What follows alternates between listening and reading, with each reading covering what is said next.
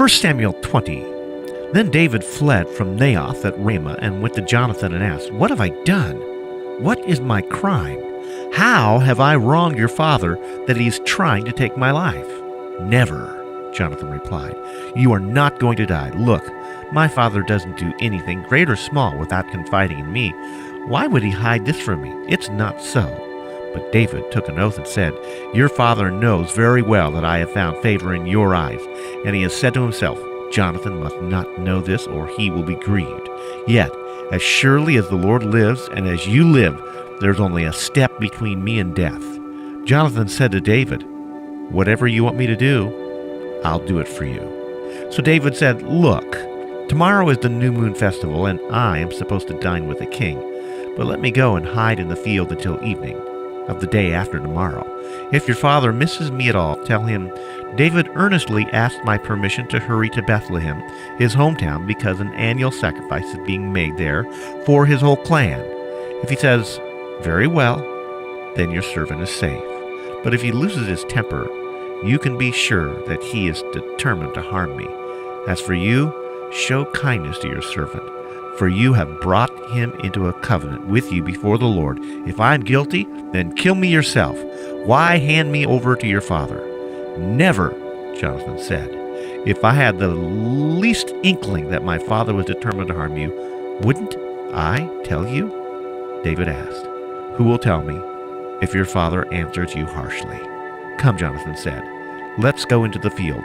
So they went there together. Then Jonathan said to David, "By the Lord, the God of Israel, I will surely sound out my father by this time the day after tomorrow. If he is favorably disposed toward you, will I not send you word and let you know?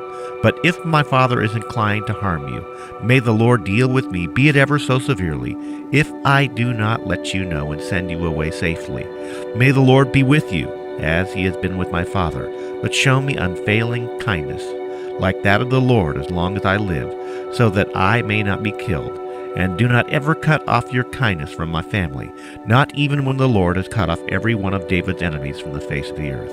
So Jonathan made a covenant with the house of David, saying, "May the Lord call David's enemies to account." And Jonathan had David reaffirm his oath out of love for him, because he loved him as he loved himself. Then Jonathan said to David, "Tomorrow is the new moon festival. You will be missed, because your seat will be empty. The day after tomorrow, toward evening, go to the place where you hid when this trouble began, and wait by the stone Ezel. I will shoot 3 arrows to the side of it, as though I were shooting at a target. Then I will send a boy and say, 'Go find the arrows.' If I say to him, 'Look, the arrows are to the side of you. Bring them here.' Then come, because as surely as the Lord lives, you are safe. There is no danger. But if I say to the boy, 'Look, the arrows are beyond you,' then you must go, because the Lord has sent you away.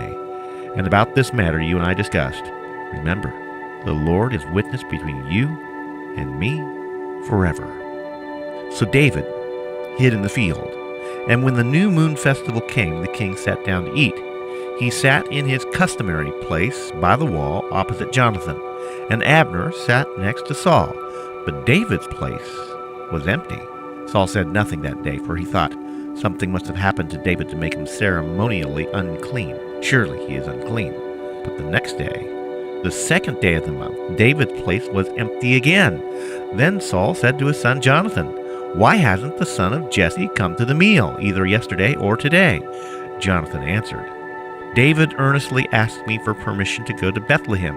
He said, 'Let me go, because our family is observing a sacrifice in the town, and my brother has ordered me to be there. If I have found favor in your eyes, let me go to see my brothers.' That is why he has not come to the king's table." Saul's anger flared up at Jonathan, and he said to him, "You son of a perverse and rebellious woman, don't I know that you have sided with the son of Jesse to your own shame and to the shame of the mother who bore you? As long as the son of Jesse lives on this earth, neither you nor your kingdom will be established. Now send and bring him to me, for he must die." "Why should he be put to death? What has he done?" Jonathan asked his father. But Saul hurled his spear at him to kill him, and Jonathan knew that his father intended to kill David. Jonathan got up from the table in fierce anger. On the second day of the month he did not eat, because he was grieved at his father's shameful treatment of David. In the morning Jonathan went to the field for his meeting with David. He had a small boy with him, and he said to the boy, "Run and find the arrows I shoot." As the boy ran, he shot an arrow beyond him. When the boy came to the place where Jonathan's arrow had fallen, Jonathan called out after him, "Isn't the arrow beyond you?" Then he shouted, "Hurry! Go quickly! Don't stop!" The boy picked up the arrow and returned to his master.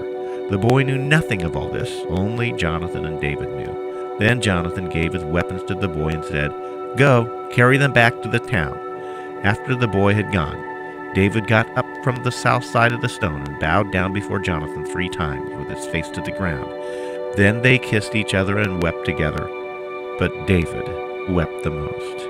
Jonathan said to David, "Go in peace, for we have sworn friendship with each other in the name of the Lord, saying, 'The Lord is witness between you and me, between your descendants and my descendants forever.'" Then David left, and Jonathan went back to the town.